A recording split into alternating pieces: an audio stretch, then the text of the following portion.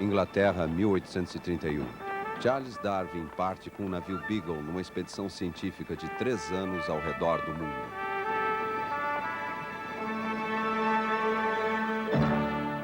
No Brasil, Darwin descobre os encantos da floresta tropical e inicia seus estudos sobre a vida animal e a natureza. Em 1832, o Beagle deixa o Brasil rumo à Argentina. No litoral argentino, Darwin descobre fósseis de espécies sul-americanas extintas há milhares de anos. A expedição segue para a Terra do Fogo. A bordo estão Jimmy, York e Fuegia, 3 nativos que o comandante Fitzroy havia capturado em sua viagem anterior. Na Inglaterra, eles foram cristianizados. Com a ajuda de Matthews, um jovem missionário, Fitzroy pretendia reintegrá-los a seu povo e fundar uma colônia cristã. A expedição parte para o sul em direção às enormes geleiras. Em Ulaia, Matthews é alvo da crueldade dos nativos. Fracassado, ele retorna com o Beagle, mas Jimmy fica. Na Inglaterra, os fósseis enviados por Darwin são considerados raros, impressionando toda a comunidade científica.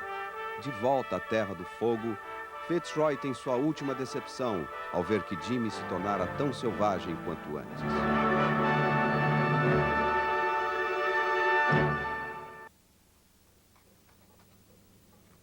Even now, I cannot reflect on the great Patagonian wilderness in South America without the deepest astonishment. When one considers that all those pebbles, countless as grains of sand in the desert, have been slowly rolled, rounded, and far transported, the mind is stupefied at thinking over the long lapse of years.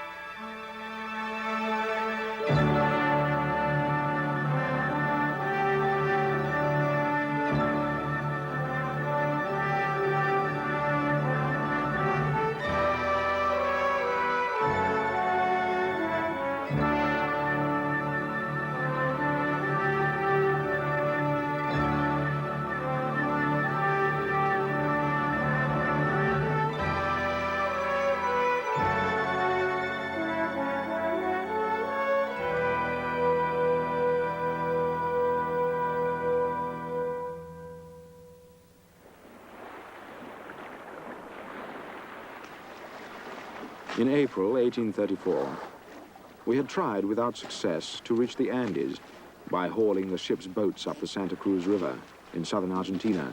Man the side! Captain coming aboard! To everyone except myself, the expedition had proved a bitter disappointment. Pipes ready? Pipe?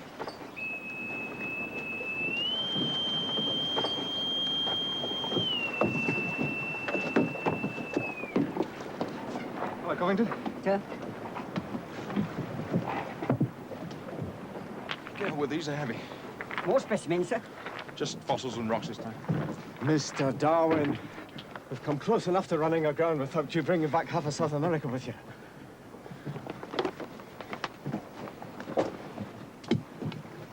Did you reach the mountains, sir?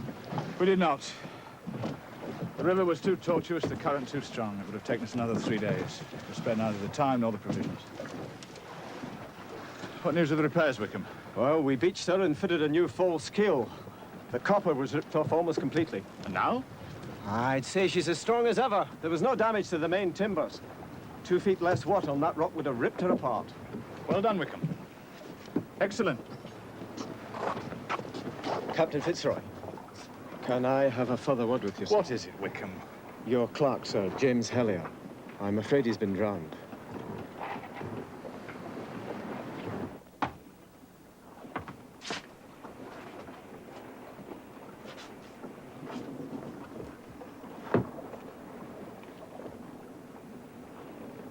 Well, how have you been faring, Covington? 2 more parcels ready for Professor Henslow, sir. I couldn't get on with much else, what with the ship lying on its side.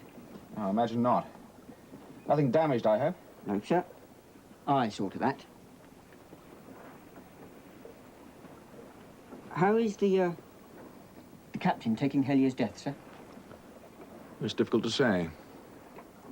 He was obviously very fond of him, but when Wickham told him, he seemed quite angry. Do you know exactly what happened? Yes, sir. Hellier was out hunting by the marshes in the estuary. He shot a bird and waded in after it. I think he wanted to bring it back for you, sir. The water can't have been much above his knees, but he got entangled in the seaweed. Just couldn't free himself. But didn't he cry for help? He must have done. No one heard him. And the tide came in. You mean he was there for hours? Seems like it, sir. Terrible way to die. I don't want the matter discussed any further. He was careless with his own life. On an expedition such as this, that is unforgivable.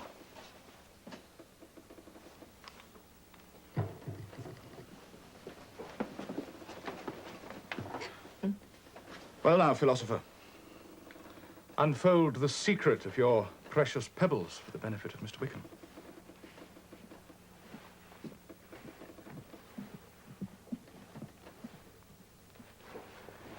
I found those 200 miles from the coast, right in amongst the foothills of the Andes. You can see them everywhere. Exactly, everywhere. Oh, they look like ordinary beach pebbles to me. They are ordinary beach pebbles. The question is, how did they get so far inland? I think the whole of the Patagonian plain was once a huge inlet to the sea, perhaps actually joining up with the Pacific. It must have been the action of the sea rolling those stones back and forth which produced this shape. So what happened to all the water? I suppose the fish drank it. Why not a catastrophic flood? A terrible deluge. The waters rise, pounding the stones against each other. Mountains collapse into the valleys, leaving sheer walls of rock. And the waters fall away. But the pebbles, Fitzroy, you can't produce millions of pebbles as smooth and as round as this in 40 days, or even 400 days. You see what I mean, Mr. Wickham? Our philosopher is sounding more and more like David with his slingshot, about to slay the Goliath of Christianity with a single pebble. Oh, I'd just call it a typical landsman's view, sir. He's just waiting for the day when there won't be any sea at all. If the Almighty can create a round earth and a round moon, why should a few round pebbles be beyond him? Perhaps it was the sea. Man became corrupt and filled the earth with violence. God, in his wrath, flooded the earth. And the waters subsided. I really don't see your difficulty, Darwin. Well, to begin with, there's the size of Noah's Ark. 300 cubits by 50 cubits. How long was a biblical cubit? I really don't know. It hardly matters. You couldn't get two of every living, creeping thing into any ship made of wood. There are millions of them. They wouldn't fit on the Beagle.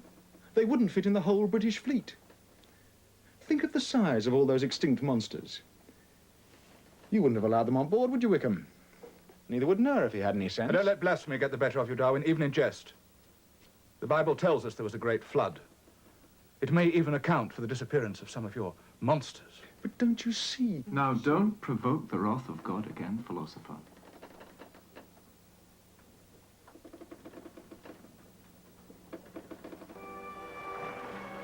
Every man aboard was eager to set a course for the Pacific. None more so than myself, with the mysteries of the great chain of the Andes waiting to be explored. But the captain was not yet satisfied with our charting of the Atlantic. Once again, the Beagle headed north, bound for the estuary of the River Plate.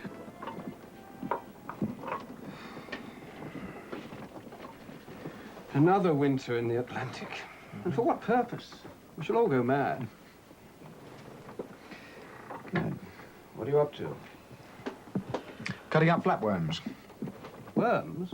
On a man of war? Hardly the Nelson tradition. For your supper, Earl. If I cut them in half transversely like this, in the space of 2 weeks, both halves will have grown into the shape of the original. Astonishing. Can you do it with humans? Imagine 2 Fitzroys aboard this ship, or even 4. It only works with the lower kinds of species. Ah, so we can replace sailors who fall overboard, but not officers. What about artists, I wonder? Well, he's a clever chap, our philosopher. Reproduction without recourse to the fair sex. Just what we need on this ship. Even if I cut them in such a way so that one half has both orifices and the other half none. Both parts will grow into perfect specimens again in about 25 days. You mean they can perpetuate themselves forever? Yes? The captain would like to see you, Mr. Darwin. Tomorrow, we shall be at the mouth of the Rio Negro.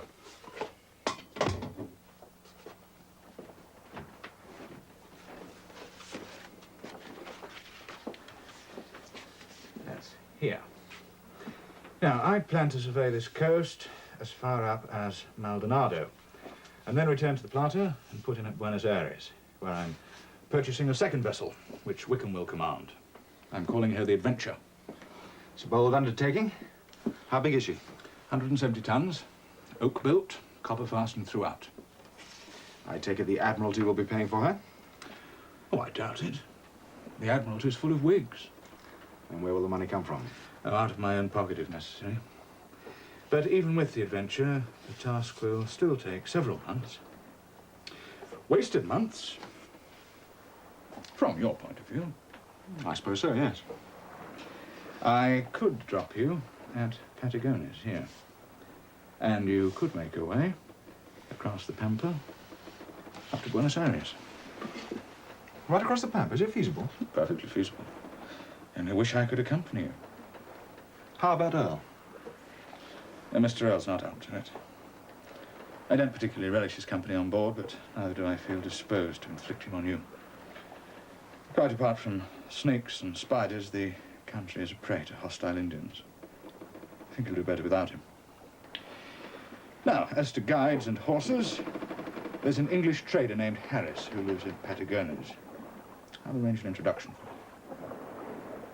I'll accompany you myself until we reach General Rosa's encampment on the Rio Colorado. That's about 80 miles from here. After that, I hope you'll be under his protection. You're most kind, but I'm sure a guide would be quite sufficient. A guide? The Pampa is one huge battlefield, Mr. Darwin, and the Indians make a point of killing their prisoners extremely slowly. Now, we must choose you a horse.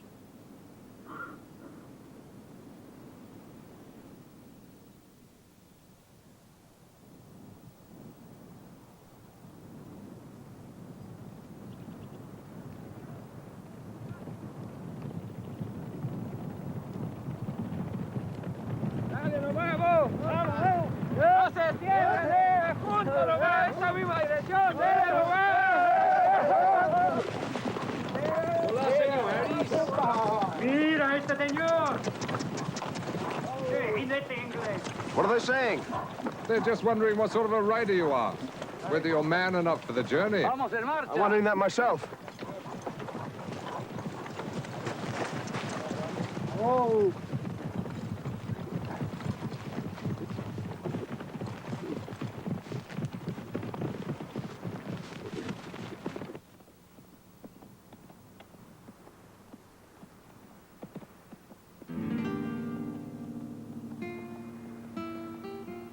Everywhere the landscape wore the same sterile aspect.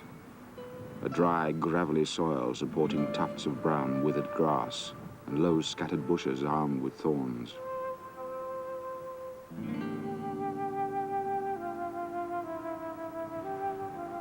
Prehistoric monsters had once roamed over these great plains, but what great elemental force had driven them from it? Whether it was a climatic change which destroyed or reduced vegetation necessary for their support, I could not guess.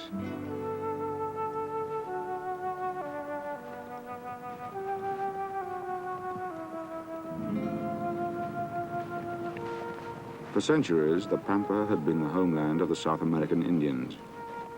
But now they too were about to lose their sovereignty.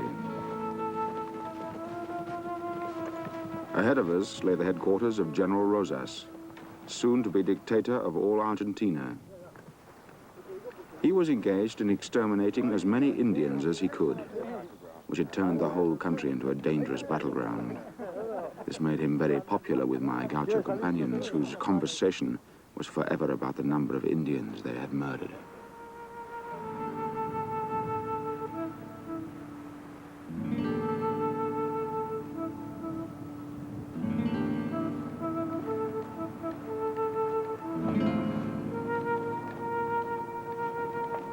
The landscape seemed empty to the horizon. But in the afternoon, a sudden movement caught my eye. It was a group of South American ostriches, or rheas.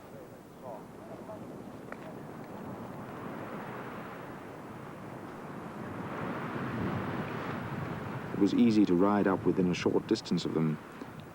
But then, expanding their wings, they made all sail right before the wind, and soon left the horses astern.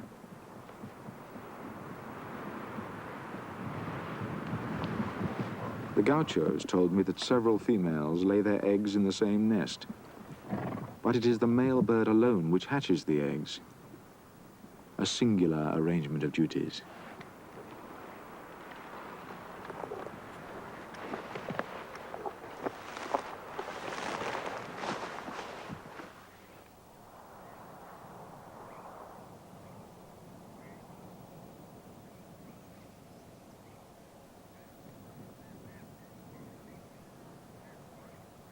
Have a care, Darwin.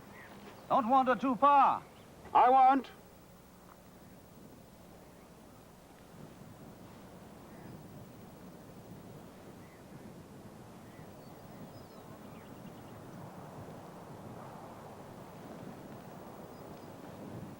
The guanaco, or wild llama, is the characteristic quadruped of the Patagonian plains. I had been told that if one performs strange antics, instead of making their escape, they become tense with excitement.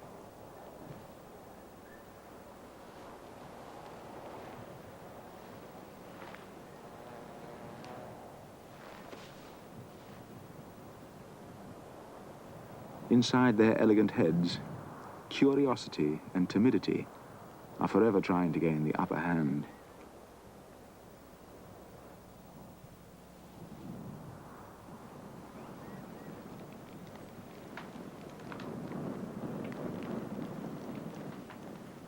There is a high enjoyment in the independence of the gaucho's life. To be able at any moment to pull up your horse and say, "Here I will spend the night." The death-like stillness of the plain, the dogs keeping watch, the gypsy group of gauchos making their beds around the fire have left in my mind a strongly marked impression of that first night, which has never left me.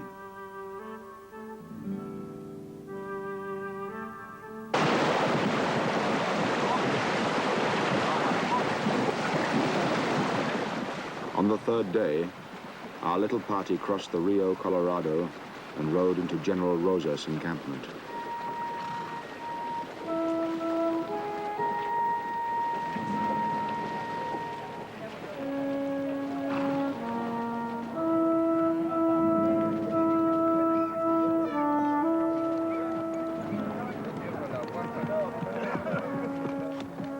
I doubt if such a villainous, banditti-like army was ever before collected together.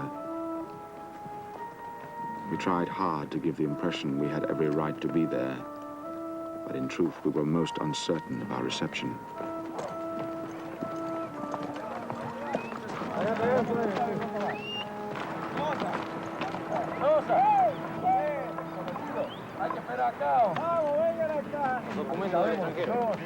You'll have to present your credentials. Leave the horses to me.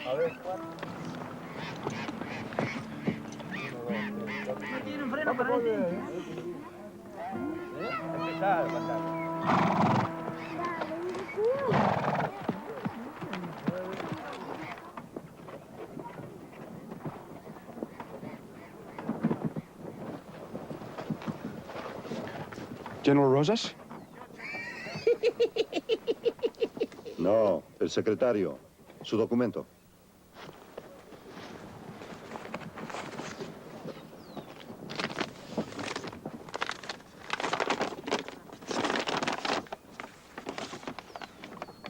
Don Carlos el naturalista. Naturalista. ¿Qué naturalista? I have come to your country to study rocks, animals, plants. I am a geologist. I study the land, the mountains, the pampa. ¿Dónde está su mapa? Spy! Spy! He thinks you are a spy. He wants to see your map of the pampa. I have no maps as such, only a few rough diagrams of the country.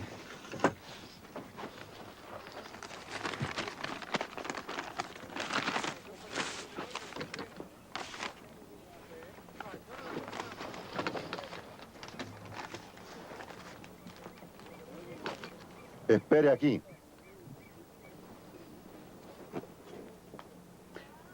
He says you are to wait. How long? Not long. He thinks you are a spy. He's going to make arrangements for your execution. But I am an English naturalist. Don Carlos, Inglés naturalista. Maybe General Rosas killed you. Maybe not. Who knows? And who are you? Don Octavio, jester of General Rosas. In Spain and England, all the kings have jesters. General Rosas, the same. He is very important man. And I make him happy. El secretario. He is nobody. He hates me. What do you want? I'm hoping that General Rosas will give me permission to travel across the Pampas to Buenos Aires. You are a brave man to travel in this country. The Indians, very, very fierce. But so are the gauchos. If a gaucho kills you, he kills you quick. If an Indian kills you, it is better a gaucho kills you. Dígale que el general la va a recibir mañana.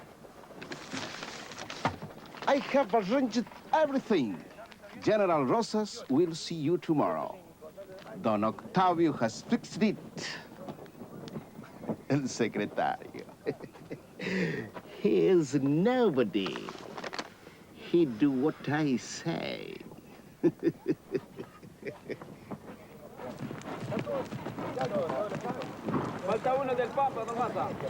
Who are those Indians? A friendly tribe.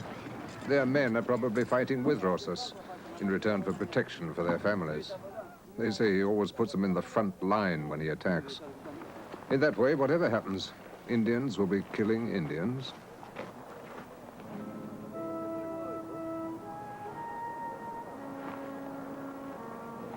As we watched, some of Rosa's cavalry escorted a group of Indian women into camp. Prisionera India, acción.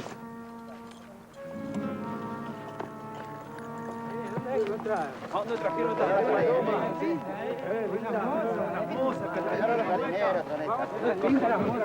¿Dónde encontramos estas palomitas?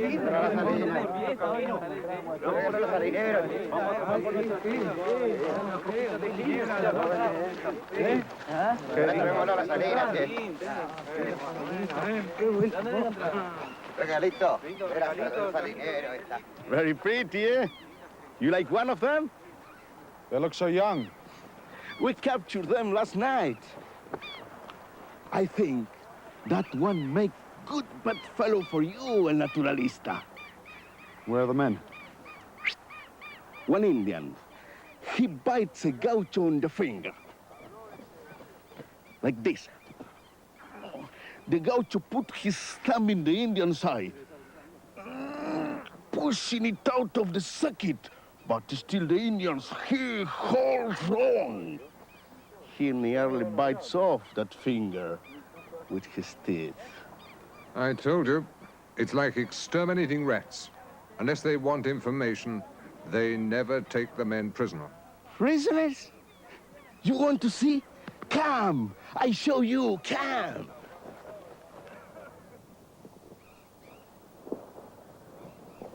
They talk soon. When the sun gets hot and the ants come. I know. One day the general is taking me out when I annoy him too much. He do that to me, Don Octavio.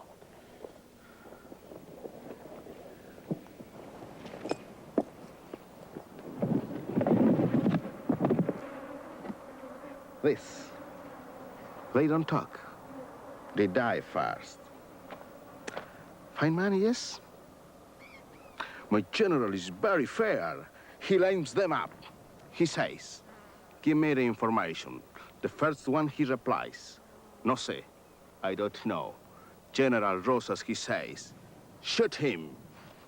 Bang! He says to the second one, give me the information. The second one he replies, no sé. Bang! He says to the third one, give me the information. And the third one he replies, no sé. Shoot me. I am a man, and I can die as a man. Bang! He died. Old, brave man. Very sad. My general! Mi general!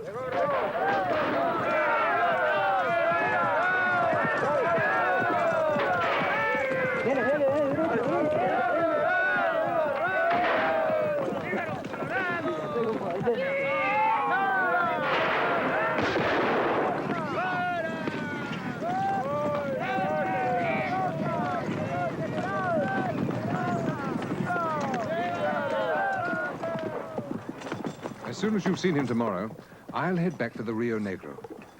And remember, he's most dangerous when he laughs.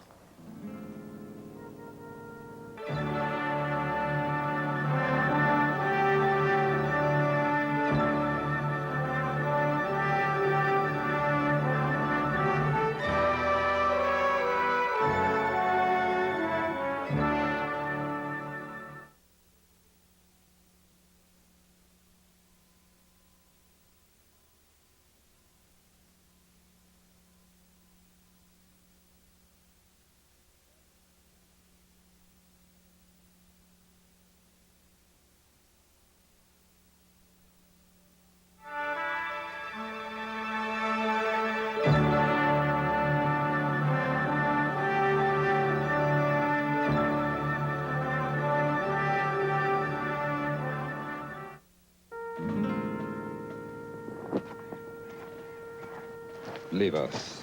I am a good friend of a naturalista. I stay. I said leave us. I show him the camp, everything. You like me to stay a naturalista, eh? Do you want me to have you punish again?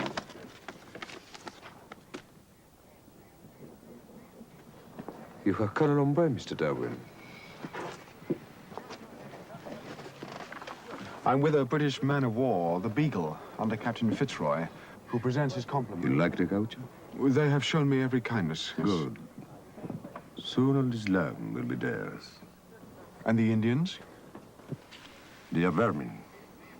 They destroy our crops, like a race on our cattle. Do you know how many cattle I have on the Pampa? 300,000 head. My estancia stretch from the Rio Colorado to Santa Fe. General, I'm sorry. It is a matter of urgency. General, atacaron la posta 7. Mataron a todos. Seguro ha sido un antiguo. Que reemplacen a esos hombres inmediatamente. Y quiero 40 soldados, los mejores, listos para partir mañana al alba.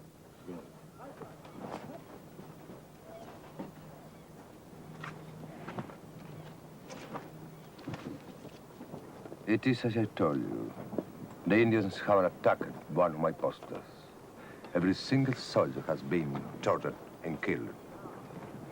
I know who has done this thing. It is a tribe, Bernantio. Now, he will hear from Rosas. If he failed to bring the head of this murderer to me tomorrow, not one of his tribe will be left on the Pampas. I will pursue them all the way to the Andes. There will be no escape.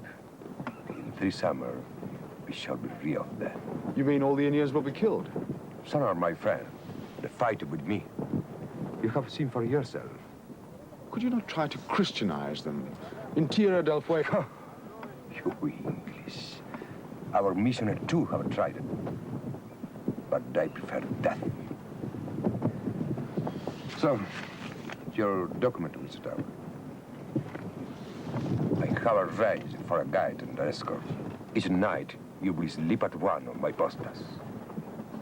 Do not be alarmed. The Indians will not attack again so soon. In 3 years, you must beat us again. And then, the fighting will be finished. I'd like to. The people will be strong and prosperous. This is a young country, Mr. Darwin. Thank you, General, for your hospitality. Tell the people of England, Rosas is their friend.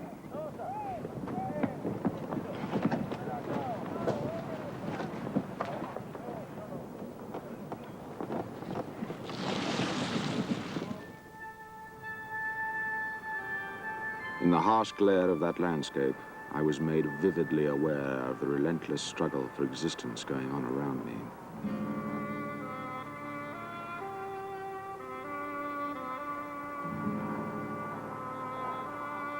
The territory over which the Indians roam is immense. But great as it is, in another half-century, I doubt if a single wild Indian will be left on the pampa.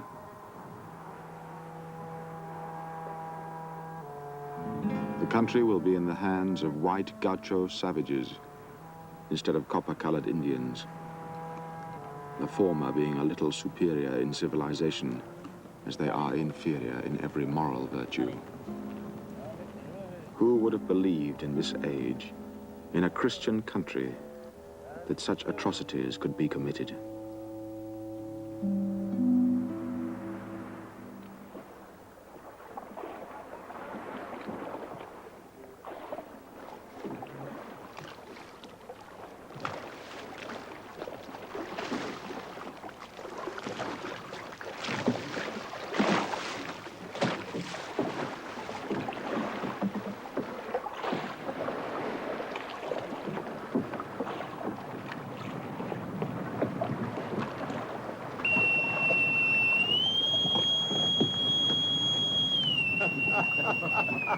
Welcome back, philosopher. Would you believe we've missed you? I was beginning to be afraid I might have missed you. I didn't fancy spending the rest of my days as a gaucho. Look at him, a face like tanned leather. Nothing like a spell ashore to make you look like a sailor. You should have come, Earl. Roast beef and fresh vegetables every day. Beautiful Indian girls. You must be pining for salt pork and dry biscuits. So, our shore-going fellow is back among us. Fitzroy, it's good to see you. You'd be amazed how homesick I've been for this hunk of yours. Well, we thought of you every time she pitched or rolled. It grieved me to think of all the sea practice you were missing out there on firm ground. Is this all you've collected these past few weeks, philosopher? No bones or beetles, no rotting flesh to lay all over my decks? I found a ship bound for London. Thank God for that. You bring more dirt aboard with you than any 10 men. Well, tonight we're all messed together. You can tell us all about your hairbreadth scapes and moving accidents. I took to sleeping up here while you were ashore. I knew you'd have no objection. Of course not. Would you like to remain? Out of the question. Besides, haven't they told you? I'm to leave the ship altogether. No, but surely. My health is broken. I doubt if I could survive Tierra del Fuego for a second time. What do you plan to do? Take a ship to England at the first opportunity. And there's another reason. I'm afraid the captain has taken against me. He's not always in the best of temper. I seem to aggravate him. There's nothing I can do. Nothing. It'll be for the best, I assure you. One of Rosa's commanders asked me without a hint of a smile, are not the ladies of Buenos Aires the handsomest in the world? And what did you say? Charmingly so, in my best English manner. Then he said, do the ladies in any other part of the world wear such large combs? Must have known you're a collector. I assured him they did not. He was so delighted, he insisted I have his bed for the night while he slept on the floor. And these ladies with the enormous combs, where did they sleep? You see how envious we all are. How many precipices did you fall over? How many bogs did you fall into? How often were you carried away by floods? First, let me hear your news. Oh, nothing to compare with yours. We have taken soundings, and still more soundings. At Montevideo, 2 petty officers jumped ship with 2 years' pay owing to them. It's hardly credible. What about Rosas himself? Oh, you should see him. He lives like an English baron in the Middle Ages. He even has a court jester. He has thousands of acres all put down to cattle, and he's killing off the Indians as fast as he can. It was pitiful to see in a Christian country. But they say the Indians are appallingly cruel. And so they are. But cruelty breeds cruelty. I'm beginning to think that the only hope for the Indians anywhere is to be left alone. Left alone? Without clothes or dignity? With no hope or prospect of bettering their squalid existence? I think we can claim to have had nobler and more charitable intentions for our Fuegians than General Rosas has for his Pampa Indians. I didn't mean to... You forget, Darwin. The captain has a vision of Tierra del Fuego with church steeples on every hilltop and the sound of hymns floating across the water. And why not, Mr. O? Surely I don't have to remind you of the acorn and the oak tree. By the mark, high!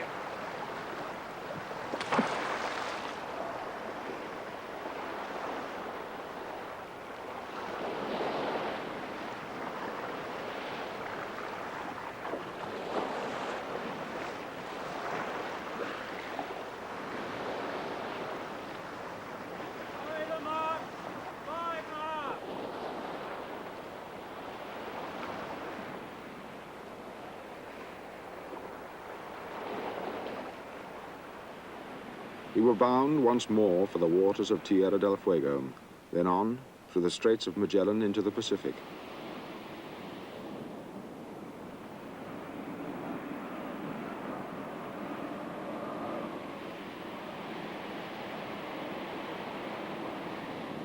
The weather turned bitterly cold, and the further south we penetrated, the more the health and spirit of the Beagle's crew deteriorated.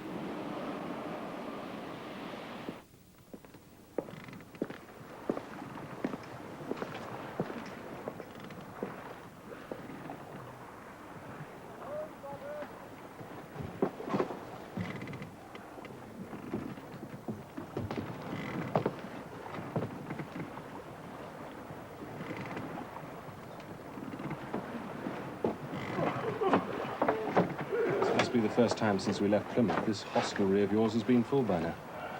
Tell that to the captain. Might persuade him to head north at last, back into the land of sunshine and fresh vegetables. Yes, some of these fellows look as if they could do with it. What's the matter with them? Mainly the flux. Several cases of frostbite. Or any sign of scurvy? Not yet, but it can't be long if you want my opinion. Well, does Wickham know? Yes, but he thinks I probably have more influence with the captain than he does. Which is to say, none at all.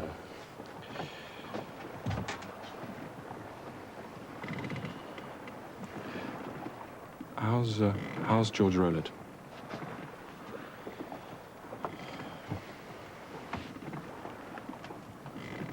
Hello, George. Oh, Ben. We take a little food today? I can't keep it down. Soup? No, nothing. Don't fuss over me like an old woman, Ben. I'll be on deck as soon as we get to some warm waters.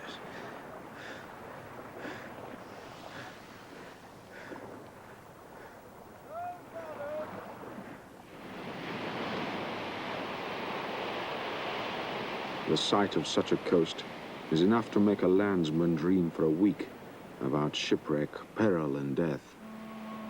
Even the captain's demeanor seemed to be affected. Perhaps the failure of his attempts to Christianize the natives of the region weighed heavily with him. Whatever the cause, he grew listless and despondent, and his earlier zest for the voyage seemed to desert him. Yes?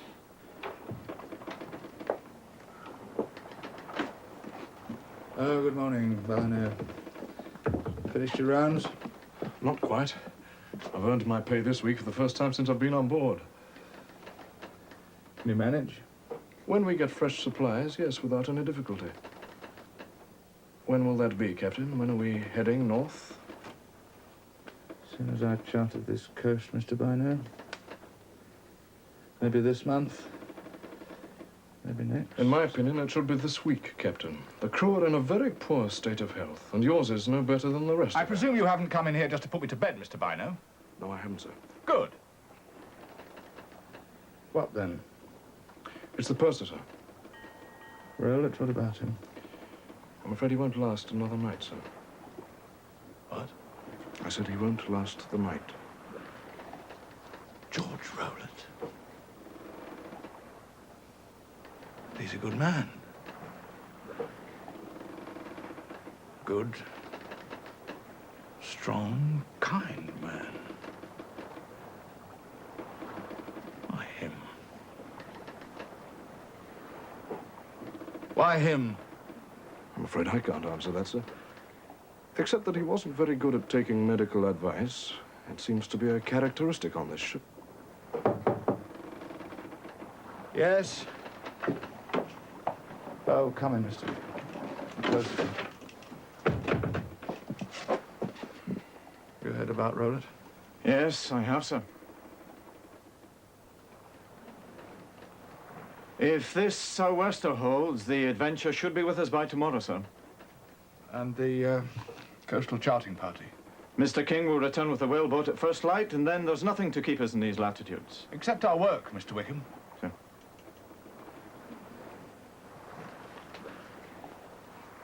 I have to report, sir, that 2 men broke into the liquor store last night. Are they violent? No, just a piece of foolish mischief. The men's morale is very low at the moment, sir. Nevertheless, they must be punished. Anything else? It's your morning round, sir. You can take my rounds this morning, Mr. Wickham. Thank you, gentlemen.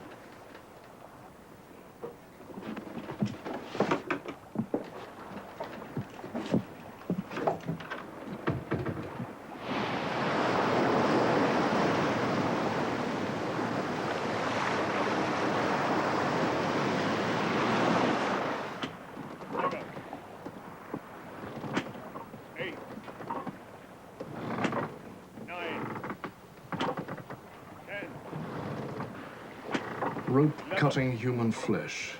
Is there any sound more depressing to the human spirit? Funeral and a flogging on consecutive days. I never thought to see that on a ship. The last thing I want in my sick bay at the moment is 2 men with backs like raw meat.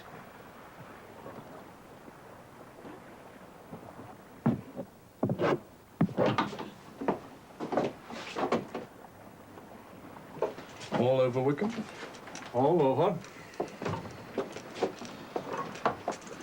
You lay their backs open, I mend them. I enjoy it no more than you by now. Question is, how soon will you have to do it all over again?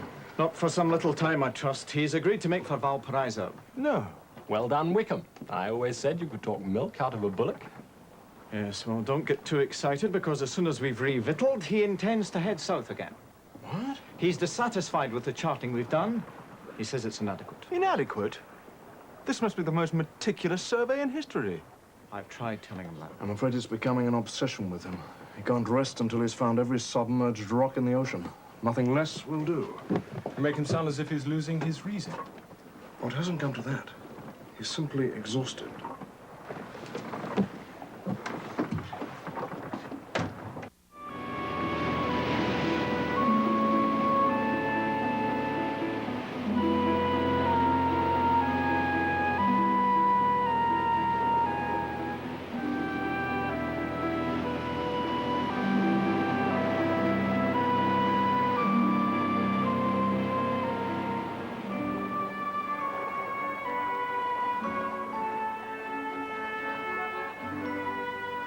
At last, we reached the port of Valparaiso. The climate felt quite delicious. The atmosphere so dry, with the heavens so clear and blue, that all nature seemed to sparkle with life. Apart from the captain, there was not a man aboard who ever wished to see the bleak and barren regions of Tierra del Fuego again. I had been told that from here there were 2 passes across the Andes to Mendoza. I could hardly wait to get ashore.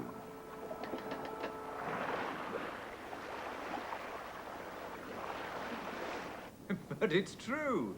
You haven't changed at all. Old school friends never do. How long has it been since you left England? Nearly 3 years. We left Plymouth in December 1831. Ah, it's a long time. You must be ready for some ladies' company by now. Yes, very ready indeed. I've almost forgotten what a pretty girl looks like, but Charles talks of nothing but getting up into the mountains. Oh, the mountains will still be there tomorrow.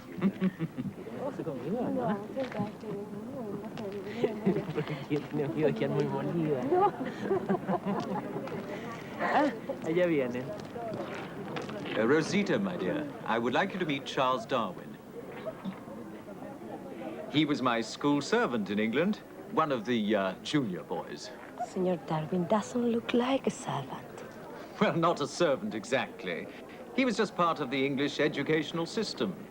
A sort of moral training for the kind of journey he's on now. It prepared your character, wouldn't you say, Charles? It prepared my posterior. Oh, come now. I didn't beat you that often. You beat the senor?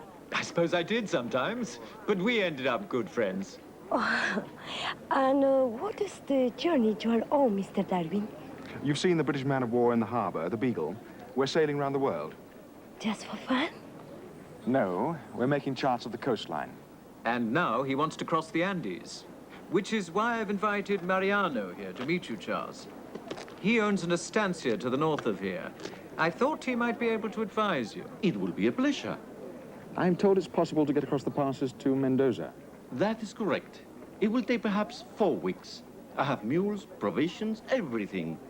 If you will permit me, I would like to accompany you.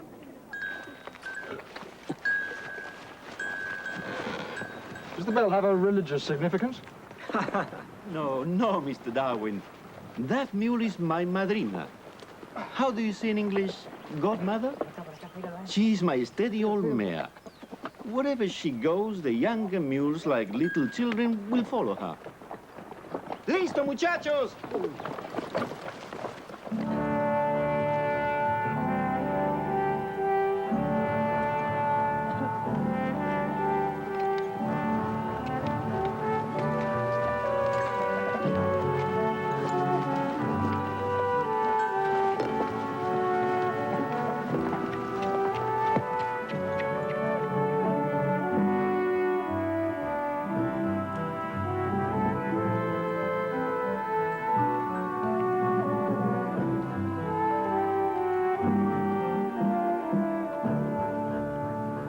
Each one of our animals carried some 300 pounds.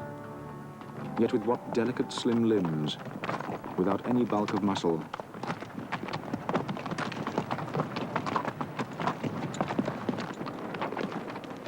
The mule seemed to me a most surprising animal. That a hybrid should possess more reason, memory, obstinacy, social affection, powers of endurance, and length of life than either of its parents seemed to indicate that art had here outdone nature.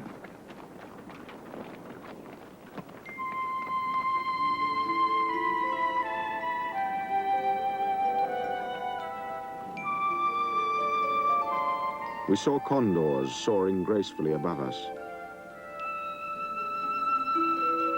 Except when rising from the ground, I do not recall ever having seen one of these huge birds flap its wings.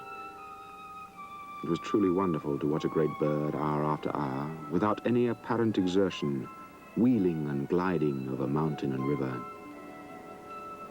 On some occasions, I felt sure they did this only for pleasure, but on others were probably watching a dying animal or a puma devouring its prey.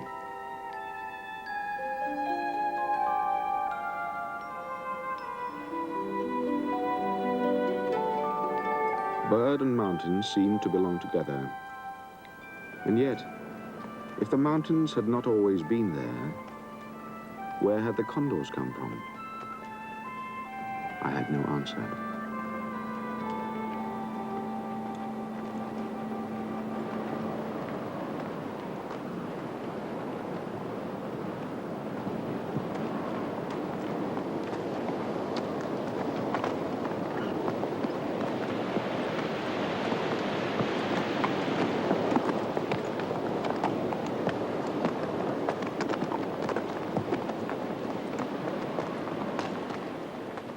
Amidst the din of rushing water, The noise of stones striking against one another could be heard even from a distance. Thousands upon thousands of stones, all hurrying in one direction. It was like thinking on time, where the minute that now glides past is beyond recovery.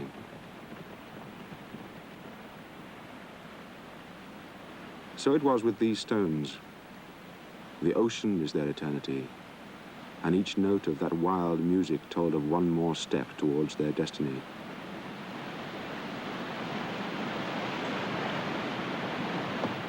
When one calls to mind that whole races of animals have passed away from the face of the earth, and that during this whole period, day and night, these stones have gone rattling onwards in their course, one can't help thinking, can any mountains, any continent, withstand such waste?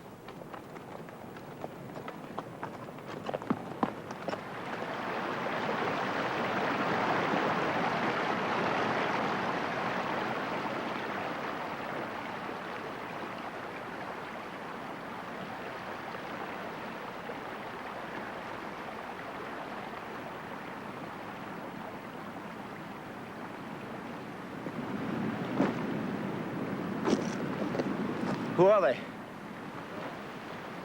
Va herido. No, está muerto. Somos de la mina. Miners. One of their friends has been killed. It's very bad in the mines here. Very dangerous. Why are they in such a hurry? It's a long way to the village. Many days' march. Keep your eyes open, Mr. Sullivan. You may discover a silver mine. A few years back, a muleteer, just like them, with no education, picked up this stone, like this one, to throw at his donkey. The stone was heavy, pure silver. Now, the mine is worth millions. Where is it? To the north, not far, in the next valley. Did the muleteer become a rich man? The government became rich. The muleteer, they gave him a new poncho.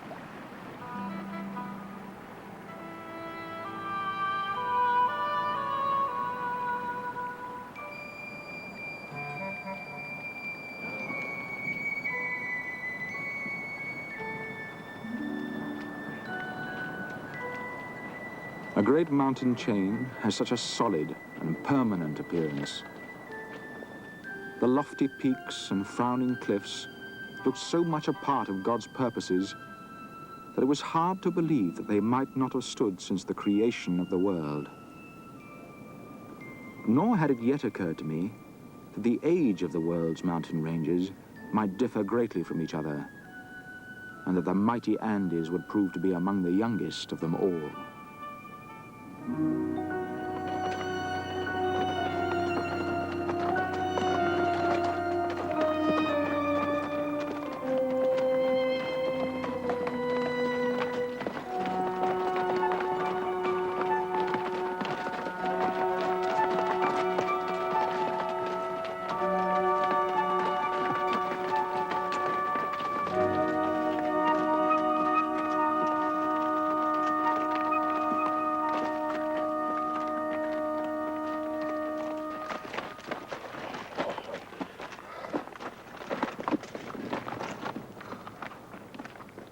How's your breathing, Mr. Sullivan? Not so good. Feel like a rest every 10 paces. A little dizzy, perhaps? Yes. It is the thin air of the mountains. We call it the puna. The best cure, they say, is to eat onions. But we haven't got any onions. It is the altitude. In a few days, you will feel much better. Over there. We'll camp over there.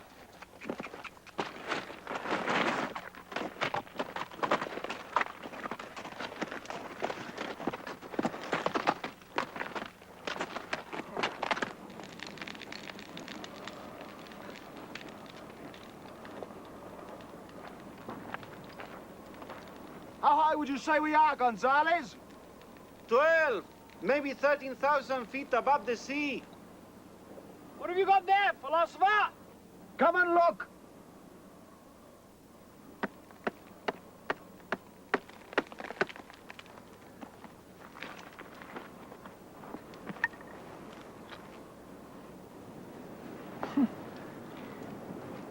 Extraordinary. Seashells. Fossilized seashells at 12,000 feet, Sullivan. How do you think they got there? Well, it's not much good asking me. Perhaps we're sitting on some ancient campsite and these are the remains of someone's dinner? All right, unravel the mystery, philosopher. They've been pushed up out of the sea. The whole mountain range has been pushed up out of the sea and the seashells with it. Don't you see? They prove it. No, I don't see. I mean, earthquake can't do that. Not just one, thousands of them, all pushing the mountains higher. And it's still going on? Almost certainly. Well then, we'd better hurry, or we'll never reach the top.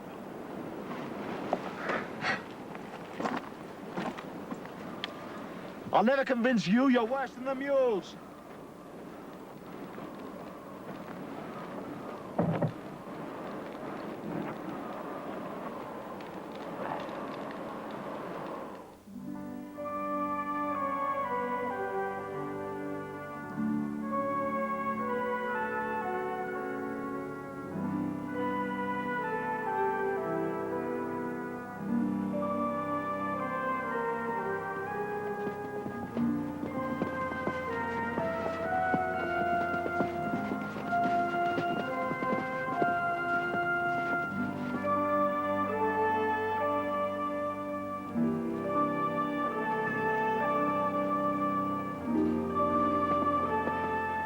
I can hardly describe the sublime feelings which filled me as we approached the crest of the ridge. The satisfaction of a mountaineer who has reached his goal was mingled with that of a scientist who has made a great discovery. I could not claim to be either, but in my saddlebag, I believed I had the evidence I had been seeking. That some great force had raised these mountains high out of the sea. The atmosphere was resplendently clear. The sky an intense blue. The profound valleys, the wild broken forms, the heaps of ruins piled up during the lapse of ages, the bright-colored rocks contrasted with the quiet mountains of snow.